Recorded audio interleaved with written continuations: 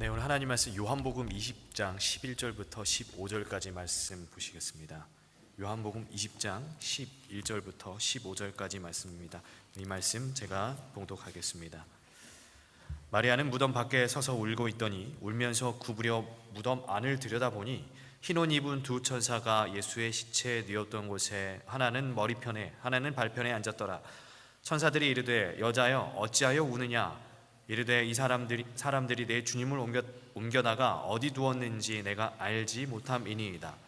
이 말을 하고 뒤로 돌이켜 예수께서 서 계신 것을 보았으나 예수이신지를 알지 못하더라. 예수께서 이르시되 여자여 어찌하여 울며 누구를 찾느냐 하시니 마리아는 그가 동산지기인 줄 알고 이르되 주여 당신이 옮겼거든 어디 두었는지 내게 이르소서. 그리하면 내가 가져가리이다. 성도 여러분들 안녕하셨습니까? 네. 오늘도 하나님께 드려지는 예배에 참여하신 모든 성도님들 진심으로 환영합니다. 물론 우리 각자의 사정과 여러 가지 질병으로 인해서 예배에 참여하지 못하신 분들, 또 다음 주에는 우리가 예배 함께해서 볼 수 있도록 기도하고요. 또 특별히 우리 아마 인터넷 통해서 예배를 드리시는 우리 성도님들도 진심으로 환영하고요. 언젠가는 우리가 함께 모여서 예배드릴 수 있는 그러한 시간이 있기를 기도합니다. 오늘 특별히 귀한 찬양을 제목이 뭐죠? 이게 꽃들도인가요? 꽃들도? 꽃처럼 아름다우신 우리 여성도님들께서 찬양을 들으셨는데요. 정말 꽃들도 나무도 이파리들도 하나님을 찬양하듯이 또 우리 삶에 하나님을 찬양하는 그러한 삶이 있기를 기도합니다. 오늘 성경 본문은 슬픔에 잠겨 울고 있는 한 여인을 우리에게 소개합니다. 그녀의 이름은 막달라 마리아예요. 우리가 아는 것처럼 이 막달라 마리아는 예수님을 너무나 사랑했던 사람이었고 누구보다 예수님을 따르는 사람이었고 또 예수님을 잘 믿었던 사람이었습니다. 그런데 그렇게 사랑했던 예수님이 이제 돌아가시게 되니까 여인은 너무나 슬프고 낭망에 빠지게 되었죠. 모든 것을 다 잃는 것 같았어요. 그런데 예수님께서 돌아가시는 것보다 어쩌면 그녀에게 더 충격적인 하나의 사건을 오늘 성경의 본문 요한복음 20장에서는 소개하는데 그것은 무엇이냐면 예수님의 시체가 어떻게 된 것입니까? 없어진 것입니다. 사라진 것입니다. 시대의 소망 말씀을 보면은 십자가에 못 박히신 그 그리스도의 그 귀중한 시체를 예수님의 시체를 보살피는 일이 그녀에게 굉장히 큰 위로가 될 것 같아서 이제 그 새벽에 일요일 아침에 예수님의 무덤을 찾았다고 했습니다. 예수님이 돌아가심은 이제 지나간 일이니까 이제 잊어버리고 십자가에서 창에 찔리시고 무릎이 꺾이시고 가시관 쓰셔가지고 온 몸이 피투성이가 된 예수님의 그 시체를 그거라도 보존하면서 내 마음의 위로를 얻자 하는 마음으로 이른 아침에 이제 무덤으로 가게 된 거예요. 그런데 시체가 없어진 것입니다. 굳게 닫혀야 할 그 무덤의 바위 문이 이제 사라졌어요. 열려 있어요. 그리고 예수님의 시체가 보이지 않고 그렇게 사라진 시체 자리에는 이 곱게 개어진 그분의 세마포와 수건밖에 없었던 것입니다. 텅 빈 예수님의 무덤을 보고 마리아는 울음을 멈출 수가 없었습니다. 치미는 슬픔을 감출 수가 없었어요. 그리고 그렇게 슬퍼하던 때에 무덤을 옮겼던 무덤의 그 바위문을 옮겼던 한 천사가 마리아에게 묻습니다. 여자여 어찌하여 우느냐. 여인은 대답하죠. 사람들이 내 주님을 옮겨다가 어디에 두었는지 내가 알지 못하나이다. 예수님이 없어졌다는 거예요. 사람들이 시체를 어디다 가져가는데 자기가 알지 못해서 자기가 너무 슬프다는 거예요. 그런데 그 뒤에서 그 모든 대화를 지켜보고 계시던 한 분이 있었어요. 누구죠? 예수님이요. 예수님이 그 모습을 다 보고 있었습니다. 그리고 마리아가 뒤를 돌아볼 때 예수님은 여인에게 다시 한번 묻습니다. 여자여 어찌하여 우느냐. 너 왜 우냐. 누구를 찾고 있느냐. 마리아는 자신에게 왜 우냐고 묻는 그 사람이 예수님인지 몰랐어요. 그 사람이 이 무덤을 지키는 무덤지기인 줄 알고 당신이 혹시 주님의 시체를 옮겼거든 나에게 알려달라 라고 오늘 15절에 이야기하는 거예요. 여러분 마리아가 얼마나 슬펐는지 혹시 이해가 가시나요? 앞서 말씀드렸던 것처럼 마리아는 예수님을 뭐 하는 사람이었다고 그랬어요? 사랑했던 사람이에요. 누구보다 잘 믿던 사람이에요. 예수님을 잘 따랐던 여인이에요. 그런데 그런 여인이 내 앞에 예수님께서 나에게 말하고 있는데 그 예수님을 누군지 몰랐다는 거예요. 그 마리아가 얼마나 많이 울었던지, 시대의 소망에는 눈물을 너무 쏟아가지고 눈을 가려가지고 확인할 수가 없었다는 거예요. 그리고 그것이 너무나 큰 충격이어가지고 정신이 혼미한 것입니다. 정신이 없었던 거예요. 여러분, 그런데 생각해 보세요. 마리아가 눈물을 쏟았던 그 무덤 앞에, 예수님의 시체가 사라졌던 그 빈 무덤, 그 빈 무덤이 여러분 슬픔의 장소여야 했을까 알아가는 거예요. 예수님을 알아보지 못할 정도로 큰 충격을 받아야 하는 그런 장소여야 했는가? 사실 그렇지 않죠. 여러분, 예수님의 사실 이 빈 무덤은요, 세상에 어느 곳보다 기쁨이 있고 또 감동이 있어야 하는 곳이었어요. 마리아의 그 눈물은 슬픔과 억울함의 눈물이 아니라 기쁨과 감동의 벅찬 감동의 눈물이어야 했던 거예요. 왜냐하면 그곳에서 예수님께서 뭐 하셨기 때문이야? 부활하셨기 때문이에요.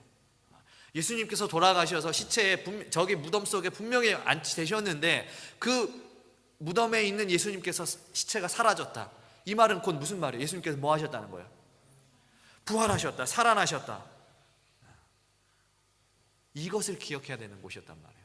너무나도 사랑했던 그 예수님께서 죽음을 이기시고 다시 살아나는 곳이 이 빈 무덤이기에 그곳은 세상에 가장 큰 기쁨이 되어야 하는 곳이었다라고 하는 것입니다. 또 예수님의 부활은 주님을 믿고 따르는 그 백성들의 의로운 부활을 상징하기 때문에 그 빈 무덤은 단순히 예수님을 다시 만나는 것에 기쁨이 있는 그런 것이 아니에요. 그 빈 무덤을 보면서 우리의 인생에도 부활이 있음을 깨닫는 곳이기 때문에 그 감사와 감동이 넘쳐야 하는 것이 바로 이 빈 무덤이었다는 것입니다. 예수님의 시체가 사라졌을 때 기쁨이 넘쳐야 되는 거예요. 그런데 너무나 안타까운 것은 예수님의 제자들, 그리고 오늘 본문에 나오는 이 여인 마리아, 그 사람들은 빈 무덤 앞에서 기쁨과 환희 대신에 낙담과 절망과 슬픔, 두 번 다시는 얻지 못할 그런 큰 아픔을 얻는 장소가 되었다라고 하는 것입니다. 왜 여인은 슬퍼할 수밖에 없었을까? 왜 여인은 슬퍼할 수밖에 없었을까요? 예수님께서 살아나셨다. 예수님의 시체가 안 계시다는 것은 예수님께서 살아나셨다는 증거인데 여인은 왜 슬퍼할 수밖에 없었을까? 가장 기쁨이 되어야 하는 그곳에서 왜 그녀는 가장 큰 아픔을 경험할 수밖에 없었을까? 오늘 그 이유를 살피면서 정말 슬픈 일도 많고요, 우리 아프게 하는 일도 많고 절망스러운 일도 많고 낙담하는 그런 일도 많은 우리에게 어떤 교훈을 주시는지 살펴보기 원하는 것입니다. 막달라 마리아, 우리가 아는 것처럼 이 여인은 예수님께 칭찬을 받은 여인이었습니다. 여러분, 이 여인의 이야기 성경에 몇 번 나오는데 혹시 아시죠? 많이 아실 겁니다. 누가복음 10장 38절 이후에 나오는 그 마리아와 마르다의 이야기 아실 거예요. 예수님께서 그 자매들의 집을 방문하셨습니다. 그런데 언니는 예수님을 맡기 위해서 뭘 하고 있었어요? 분주하게 부엌에서 요리도 하고요, 이런저런 일들을 하고 있었어요.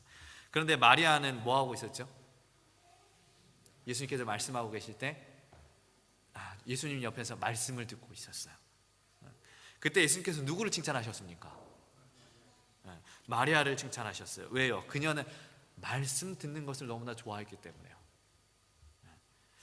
이처럼 마리아는 예수님 말씀 듣는 것을 즐겨하는 사람이었습니다. 또한 예수님의 발에 그 비싼 향유 옥합을 부어서 씻겨드릴 정도로 예수님을 사랑하는 사람이었습니다. 뿐만 아니라 마리아는 심지어 자신의 그 오라버니 나사로가 예수님의 말씀으로 다시 살아나는, 생명을 주관하시는 그 예수님의 능력을 보았던 사람이었습니다. 직접 목격한 사람이었어요. 그 기적을 직접 목격한 사람이었어요. 즉 마리아는 누구보다 예수님 말씀 사랑하고 말씀 좋아했고 듣기를 즐겨했고 말씀 많이 받고 누구보다 예수님 사랑했고 누구보다 열심히 잘 믿었고 실제적으로 자신의 삶 속에서 예수님이 생명을, 오라버니를 살리는 그 생명의 주관자이신 기적을 보았다는 거예요. 그런데 뭘 알지 못했는가? 뭘 알지 못하는 거예요? 예수님의 부활을 알지 못한 거예요. 부활을.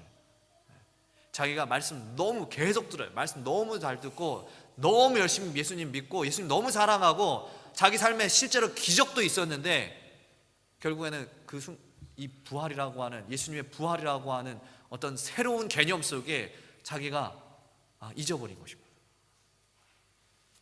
요한복음 20장 9절의 말씀에 이렇게 있어요. 그들은 성경에 그가 죽은 자 가운데서 다시 살아나야 하리라 하신 말씀을 아직 알지 못하더라. 예수님께서 살아 계실 때 수없이 말씀하셨어요. 내가 3일 후에, 내가 죽었다가 3일 후에 다시 부활할 것이다 라고 하는 말씀을 여러 번 하셨어요. 내가 다시 살아날 것이라고 하는 것을 여러 번 말씀하셨어요. 근데 이 말씀이 의미하는 게 뭐냐면, 예수님께서 하신 이 말씀은 곧 약속을 의미하는 거예요. 약속. 내가 다시 살아날 거야. 내가 다시 살아날 거야. 이 사람들에게, 제자들에게, 마리아와 여러 자기 백성들의, 예수님을 믿는 백성들에게 수없이 그렇게 약속하셨어요. 내가 다시 살아날 거야. 그리고 내가 다시 살아나서 하늘에 올라가서 너희를 다시 이 땅에 데리러 올 거야. 이것이 예수님의 약속이었단 말이에요. 그런데 성경은 막달라 마리아를 비롯한 여러 제자들이 예수님께서 죽은 자 가운데서 다시 살아나실 것이라고 하는 말씀을 들었지만 그 들은 말씀을 알지 못한다고 기록했어요. 이 말이 무슨 말이냐면, 비록 듣기는 하였지만 그들이 그것을 뭐 했기 때문에 알지 못하는 거예요? 잊어버렸기 때문에요. 잊어버렸기 때문에요. 내가 예수님 말씀 계속 듣고 예수님 너무 사랑하고 믿는데 중요한 순간에 예수님 말씀 뭐 한 거예요? 잊어버린 거예요. 그것을 알지 못한다고 표현했어요, 성경은. 하나님의 말씀, 약속을 잊어버린 사람은요, 저 세상에 하나님 약속을 알지 못하는 사람과 똑같은 사람인 것입니다. 그리고 그 잊어버림이 가지고 온 결과가 무엇이냐면 슬픔과 절망과 낙담, 아픔이었다는 거예요. 여러분 생각해 보세요. 만일 이날 아침에 마리아가 그 예수님께서 하신 그 약속, 내가 3일 후에 다시 살아날 거야, 내가 금요일날 죽었다가 일요일날 다시 살아날 거야 라고 했던 그 약속을 이 마리아가 기억하고 있었다면, 알고 있었다면, 그 마리아가 빈 무덤을 보면서 슬픔의 눈물을 흘렸겠습니까? 기쁨의 감동의 눈물을 흘렸겠습니까? 마리아가 그 순간 그것을 기억하고 있었다면, 예수님께서 부활하실 것이라고 하는 그 약속을 내가 믿고 내가 알고 있었다면, 그 빈 무덤을 보고 마리아는 어떻게 행동했겠습니까? 너무나 감동스럽고 기뻐했을 거예요. 그러나 마리아의 첫 반응은, 빈 무덤을 보았을 때 마리아의 첫 반응은 슬픔과 아픔, 절망, 낙담이었습니다. 왜냐? 약속의 말씀을 잊어버렸기 때문입니다. 약속의 말씀을 잊어버렸기 때문이에요. 그래서 우리가 그 다음 이야기 보시면 사실은 마리아가 예수님과 대화를 한 후에 너무 기뻐가지고 이제 가죠. 예수님께서 살아나셨다. 이렇게 다시 깨닫고 이제 가는 모습을 볼 수가 있는데요. 그러나 그 슬픔과 절망, 낙담, 그것이 그의 첫 반응이었고 그것은 잊어버림의 결과였다라고 하는 것이에요. 여러분이 성경이라고 하는 책을 두 부분으로 나누면 어떻게 나눌 수 있겠습니까? 성경을 두 부분으로 나누면 어떻게 나눕니까? 구약과 신약으로 나누겠습니다. 그런데 그 구약과 신약, 신약, 그 약이 무슨 뜻이에요? 약속이라고 하는 뜻이에요. 이 하나님의 말씀, 성경은 하나님의 약속에 관한 것이에요. 그리고 우리가 성경을 읽어보면 하나님께서 우리에게 현재 일어나는 일에 설명하시기보다는, 미래에 있을 약속을 주시는 분으로 굉장히 많이 나타나요. 그 예가, 여러분, 인류 최초의 범죄를 저질렀던 아담과 하와, 이 아담과 하와가 이 범죄를 저지르고 이 생명이 죽어가는 모습을 하나님께서 이제 보게 되죠. 아담과 하와가 죄를 지었기 때문에 이제 사망이라고 하는 것을 그들이 경험하게 됩니다. 그리고 그 모습을 예수님께서 다 보시게 돼요. 그리고 그 마음이 너무 아파가지고 예수님께서 그들에게 한 가지 약속을 하셨어요. 무엇이냐면, 너희가 이렇게 죄를 지었지만 내가 너희를 대신해서 대신 죄값을 받겠다. 너희의 생명을 내가 다시 살려내겠다. 너희에게 다시 영생을 허락하겠다. 너희가 나를 믿고 내가 하는 그 사역에 너희가 믿고 따라온다면 내가 그 너희에게 생명을 약속하겠다라고 약속하시면서 주신 징표가 있어요. 그 징표가 무엇인지 아십니까, 여러분? 그 징표가 가죽옷이에요. 가죽옷. 한 동물을 희생시켜 가지고 이 발가벗은 수치스러운 이 아담과 하와에게 입히시면서 내가 너희를 다시 살리겠다, 내가 너희를 보호하겠다, 내가 너희에게 생명을 주겠다. 그러나 그 생명을, 너희에게 생명을 줄 때 반드시 누군가는 대신 죽어야 된다. 그 대신 죽는 존재가 내가 되겠다 라고 약속하신 징표가 바로 가죽옷이었단 말이에요. 이 진리를 깨달은 요한이 이렇게 얘기합니다. 요한일서 2장 25절에 그가 우리에게 약속하신 것은 이것이니 곧 영원한 생명이니라. 하나님께서 죄를 지은 인간에게 영원한 생명을 약속하셨다는 거예요. 또한 이스라엘 백성들이 40년 동안이나 광야 생활할 때예요. 하나님을 신실히 믿는 백성들에게 힘이 되었던 것은 무엇인가? 물론 지나간 홍해의 사건, 또 구름 기둥, 불 기둥, 또 매일 내려지는 만나, 이러한 것들도 그들에게는 참 힘이 되고 하나님의 임재를 체험하게 하는 좋은 도구였지만, 사실 현실적으로 척박하고 먹을 것도 없고 물도 없는 그런 환경 속에서 이 백성들을 위로하고 용기가 되었던 것은 무엇이냐면 젖과 꿀이 흐르는 땅, 그 가나안으로 하나님께서 인도하시겠다는 그 약속이었어요. 하나님께서 분명히 우리를 가나안이라고 하는 그 파라다이스로 이끄실 것이라고 하는 그 약속이 있었기 때문에 그 사람들이 그 광야에서 지금 어쩌면 그들의 삶이 시궁창 같은 삶인데도 그 약속 하나만 믿고 매일매일 걸어갔다는 거예요. 그 약속을 우리는 그래서 뭐라고 부르냐면 성경에서는 소망이라고 불러요. 하나님께서 우리를 인도하실 거야. 하나님께서 우리를 가나안으로 이끄실 거야. 하나님께서 우리에게 새로운 생명을 주실 거야. 이 약속을 우리는 소망이라고 부르는 것입니다. 그 소망을 잊어버린 백성들에게는 슬픔이 있을 수밖에 없고, 아픔이 있을 수밖에 없고, 절망할 수밖에 없고, 낭땅할 수밖에 없는 거예요. 아주 작은 환경의 변화, 어려움, 고난의 시간, 이러한 시간들이 우리에게 슬픔으로 다가오고 절망으로 다가오는 이유는 우리에게 하나님의 약속이라고 하는 그 소망이 사라졌기 때문에 그러한 것입니다. 오늘 본문에서 약속을 잊어버린 여인은 기뻐해야 할 그곳에서 누구보다 슬피 울고 있을 수밖에 없었습니다. 왜냐하면 그리스도인에게 있어서 약속을 잊어버리는 것은, 소망을 잊어버리는 것은 곧 모든 것을 잊어버린 것과 같기 때문에 그래요. 오늘날 그리스도인들이 이 세상을 살아가면서 너무나 많은 슬픔 속에 살아가요. 사단이 우리를 너무나 많이 공격하거든요. 슬퍼할 수밖에 없어요. 그런데 아쉽게도 그 슬픔의 원인을 내가 아닌 다른 사람이나 다른 곳에서 찾으려 하는 그리스도인들이 많은 것 같아요. 오늘 누구 때문에 힘들어서 못 살겠다, 내 환경이 너무 힘들어서 못 살겠다, 나는 왜 너무 힘들다, 누가 이렇게 나를 힘들게 하는 것인가. 또 때로는 하나님을 원망하기도 합니다. 하나님, 저에게 왜 이거 안 주시고 저거 안 주시고 이렇게 해주셔서 저를 힘들게 하십니까? 왜 이렇게 슬프게 하십니까? 하나님, 왜 저를 보호하지 않으십니까? 그런데 그렇게 주위의 환경과 주위의 사람을 탓하고 있을 때 우리는 생각해야 할 것이 있어요. 내가 슬퍼하고 아파하고 절망하고 낙담이 된 일이 있을 때 우리가 생각해야 할 것은 무엇이냐면, 우리 마음속에 정말 하나님의 약속을 나는 기억하고 있는가? 예수님께서 우리를 다시 데리러 오시겠다라고 약속하셨는데 그 약속 기억하고 있는가? 하나님께서 나를 보호하시겠다라고 약속하셨는데 그 보호의 약속을 내가 기억하고 있는가? 혹 내가 그 보호의 약속을 잊어버린 채, 하나님께서 나에게 주신 그 소망을 잊어버린 채 나는 살아가고 있지 않은가? 기억하세요, 여러분.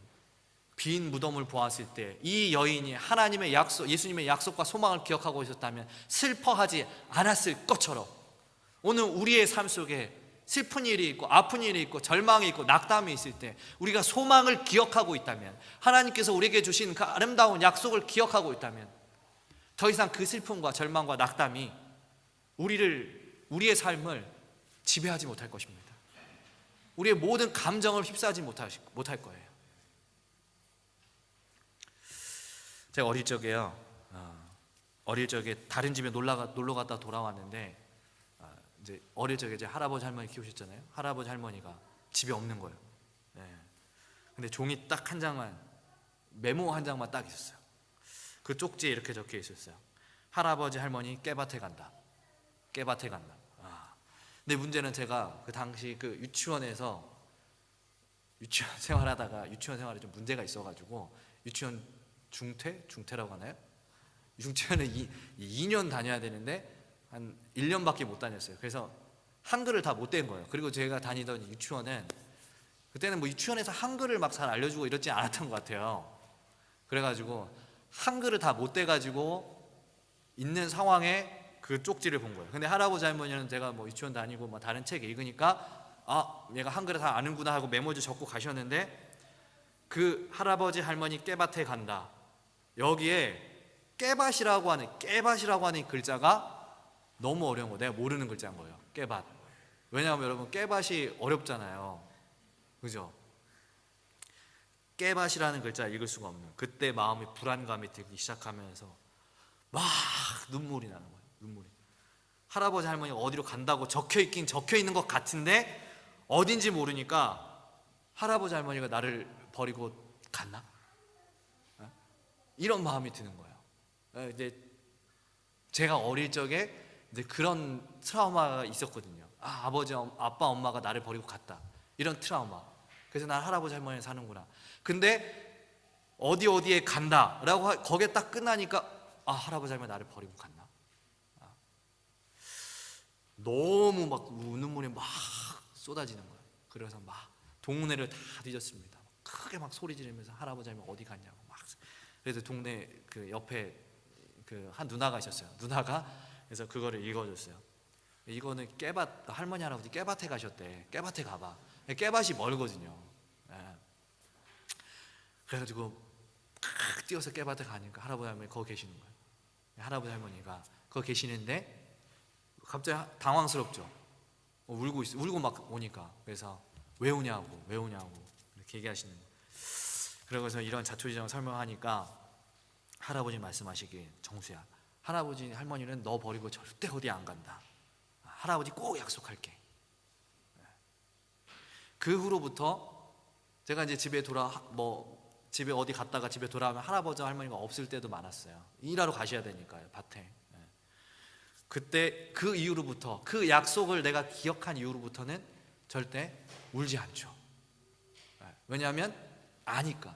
할아버지 할머니가 다시 올 것을 아니까. 절대 울지 않고 슬퍼하지 않고 그 몰랐을 때처럼 이렇게 당황하지 않은 것입니다. 충격받지 않는 것입니다. 여러분요, 그리스도인에게 가장 큰 슬픔은 무엇이냐면, 가장 큰 슬픔은 하나님의 약속을 잊어버리는 거예요. 소망을 잊어버리는 거예요. 하나님의 약속을 알지 못하는 것에서 우리의 슬픔이 시작되는 것입니다. 그러나 반면에 그리스도인에게 가장 큰 기쁨은 하나님의 약속을 잊어버리지 않는 것에서부터 시작됨을 여러분 기억하셔야 됩니다. 하나님의 약속, 그 소망, 하나님께서 우리에게 주신 소망, 그 소망이 우리를 하늘에 데리고 가시겠다는 소망, 우리를 삶에서 우리를 보호하시겠다는 소망, 우리를 인도하시겠다는 소망, 우리의 환경이 정말 시궁창 같다 할지라도 내가 너를 버리지 않겠다라고 하신 그 약속, 그 소망을 우리가 기억하는 순간 우리는 슬픔과 절망에서 자유하게 되는 것입니다. 어떤 환경에서도 하나님께서 나를 인도하실 것이라고 하는 그 소망을 기억하면서 우리가 굳게 믿는다면은 아무리 어려운 일이 있다 할지라도 우리의 마음속에 희망이 생겨나기 시작하는 것입니다. 로마서 4장 20절에 사도 바울이 얘기했습니다. 믿음이 없어 하나님의 약속을 의심하지 않고 믿음으로 견고하여져서 하나님께 영광을 돌리라. 하나님의 약속을 의심하지 않고 믿음으로 견고하여져서 하나님께 영광을 돌리라. 하나님의 약속을 의심하지 않는 것이 우리의 믿음을 견고하게 하는 삶임을 여러분 기억하십시오. 하나님의 소망을 기억하는 것이 하나님께서 나에게 말씀으로 약속하셨던 것, 내 삶으로 약속하셨던 것, 나의 부모님과 내 주위의 사람들을 통해서 하나님께서 나에게 주신 그 메시지, 그 교훈, 약속들, 소망들, 그것을 기억하면서 살아가는 것이 우리의 믿음을 더 굳건하게 하는 것이다 라고 하는 거예요. 약속을 잊어버리는 백성들, 약속을 잊어버리는 사람, 그 사람은 슬픔과 이 절망의 노예가 될 수밖에 없음을 여러분 기억하십시오. 그런데 우리가 왜 이렇게 약속을 잊어버리게 될까? 왜 우리 삶 속에 하나님께서 우리에게 주신 소망들이 기억나지 않을까? 왜 마리아는 그 순간 분명히 예수님께서 3일 후에 살아나야겠다라고 하는 말씀하셨는데 그렇게 예수님 말씀 잘 믿고 잘 따르던 예수님 사랑하던 여인은 그 순간 그때 기억나지 않았을까? 무엇이 그 여인을 약속과 소망을 잊어버리는 사람으로 만들었을까? 그 상황을 우리가 생각해 보면 마리아에게는 이 슬픔의 감정, 이 감정이 자기의 삶을 지배하고 있었어요. 감정이. 그 감정이 예수님께서 사라지셨다라고 하는 사실, 예수님께서 돌아가셨다는 사실도 슬픈데 예수님의 시체가 사라졌다라고 하는 그 사실, 그 환경, 그것에 지배돼 가지고 너무 슬픈 나머지 예수님께서 하신 말씀을 약속을 잊어버리게 되었다라고 하는 거예요. 우리가 기억해야 할 중요한 한 가지가 있어요. 여러분, 우리가 감정의 함정에 빠져서는 안 되겠습니다. 감정의 함정에 빠져서는 안 돼요. 우리 살다 보면은 아까 얘기했던 것처럼 너무 슬픈 일도 많고 힘든 일도 많고 주위의 사람들이 나를 어렵게도 하고 나에게 왜 이런 일이 닥쳤을까 고민도 되고 하시죠. 거기에 우리가 매몰되어서 거기에 집중되어서 그 감정에 집중되어서 살다 보면은 하나님의 약속이 기억나지가 않는 거예요. 하나님께서 나에게 무슨 말씀을 하셨는지 기억이 나지가 않는 거예요. 그런 일들이 닥칠 때 우리는 생각해야 돼요. 어디로 돌아가야 하는가? 어디로 돌아가야 하는가? 바로 이 말씀으로 다시 돌아가야 되는 거예요. 힘든 일이 있고 아픈 일이 있을 때 하나님께서 나에게 어떤 약속을 주셨는가? 그 감정에 지배돼서 그렇게 살 것이 아니라 나 너무 힘들어, 너무 외로워, 너무 고통스러워, 너무 절망스러워. 이 감정에 치우쳐서 한없이 땅으로 꺼질 것이 아니라 어서 정신을 차리고 말씀으로 돌아가서 하나님께서 우리에게 어떤 약속을 주셨는가, 나에게 무슨 말씀을 해주셨는가, 그 이성을 찾는 것이 굉장히 중요하다는 것입니다. 여러분, 신앙이라고 하는 것을 우리가 감정으로만, 물론 감정을 다 배제할 수 없지만 감성으로만 우리가 신앙을 할 수가 있는 게 아니에요. 왜냐하면 우리의 감성은 사단이 제일 공격하기 좋은 포인트거든요. 여러분 생각해 보세요. 우리가 살다가 열심히 믿다가 옆에서 누군가가 조그만 일이라도 견디면 우리의 감정이 어떻게 돼요? 순식간에 짜증나고 화가 나고 순식간에 무너지고 순식간에 절망되고 낙담되잖아요. 이 감정이라고 하는 것은 사단이 우리를 공격하는 우리의 어쩌면 가장 약한 포인트이기 때문에 사단이 계속 그걸 가지고 공격하거든요. 우리의 감정을 그대로 내두지가 않아요. 기복이 있게 하고 우리 그걸로 신앙할 수 없어요. 그래서 우리가 그러한 감정으로 신앙할 수 없어요. 항상 신앙의 이성을 찾아야 되는데 그 이성을 어떻게 찾냐면 말씀에서 찾는 거예요. 말씀을 보면서, 말씀에 집중하면서, 하나님께 주신 나에게 주신 약속을 생각하면서 나의 감정을 다스리는 것이죠. 그렇게 우리의 감정에 치우치지 않고 너무 거기에 매몰되지 않을 때 우리가 다시 말씀으로 돌아갈 때 그 약속을 기억할 수가 있는 거예요. 그런데 너무 감정에 휩싸이며 살다 보니까 이성을 잃고 무엇을 해야 될지 모르고 내 앞에 계신 분이 예수님인지 동산지기인지도 구분하지 못하며 살아가는 것입니다. 여러분, 태초에 범죄한 아담과 하와에게 하나님께 약속하셨듯 애굽을 탈출한 백성들에게 하나님께 약속하셨듯 그리고 오늘 본문 나오는 막달라 마리아에게 부활을 약속하셨듯 여러분, 하나님께서 우리에게 다 약속을 하셨어요. 그 약속을 기억하시며 살아가십시오. 힘든 일이 있다고 너무 처져서 감정에 휩싸여서 그렇게 살아가지 말고 말씀으로 돌아가서 우리에게 주신 약속이 무엇인가 생각하십시오. 아마 각자 모두에게 하나님께서 다양한 약속들을 주셨을 텐데, 그런데 우리 교회와 우리 공통적으로 하나님께서 믿는 백성들에게 주신 한 가지 약속이 있어요. 그것은 요한계시록 22장 20절 이렇게 얘기합니다. 이것들을 증언하신 이가 이르시되 내가 진실로 속히 오리라 하시거늘. 아멘. 주 예수여 오시옵소서. 내가 진실로 속히 오리라. 예수님께서 우리에게 하신 약속입니다. 이 약속을 우리는 어떠한 상황과 환경에서도 잊지 말아야 하겠습니다. 이 약속이 우리의 삶에서, 우리의 마음속에서 사라지는 순간, 여러분, 우리는 이 삶에서 희망을 잃고 세상에 주는 절망에 빠져들게 될 것입니다. 하지만 우리가 이 약속을 잊지 않고 잃어버리지 않고 가슴에 새기면서 살아간다면 우리는 저 하늘을 소망하면서 기쁨에 넘치는 그리스도인들로서 살아가게 될 것이에요. 산상보음 134페이지에 이런 말씀이 있습니다. 하나님의 약속을 그대 자신의 것으로 받아들이고 그분의 말씀 그대로 그분 앞에서 간구해라. 그리하면 그대는 기쁨이 충만해지실 것이다. 우리의 삶의 슬픔이 사라지고요, 기쁨이 충만해지는 비결, 오늘 선지자가 우리에게 증언하는 것은 하나님의 약속을 받아들이고 잊지 않는 것이다 라고 이야기합니다. 여러분, 신앙하면서 여러분 다 기쁘게 신앙하시고 싶죠? 슬프게 말고, 절망에 빠져서 말고, 내 감정에 막 짓눌려서 말고, 정말 기쁜 마음으로, 행복한 마음으로 신앙하고 싶으시죠? 오늘 선지자가 우리에게 그 비결을 알려주었습니다.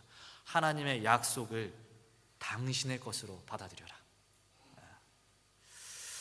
예수님께서 여인에게 어찌하여 우느냐 물으셨습니다. 이 물음은 마리아야, 너가 왜 내가 한 약속을 기억하지 못하고 있느냐 하는 물음이었음을 여러분 기억하십시오. 여러분, 슬픔의 울음이 기쁨의 울음이 되는 비결, 약속을 잊지 않는 그리스도인, 그렇게 하나님의 소망을 기억하면서 하나님의 소망을 우리의 삶 속에, 가슴 속에, 우리의 마음 속에 새기면서 항상 기쁨과 평안이 넘치는 신앙생활 하시는 우리 모두가 되길 바라면서요, 오늘 말씀 마칩니다.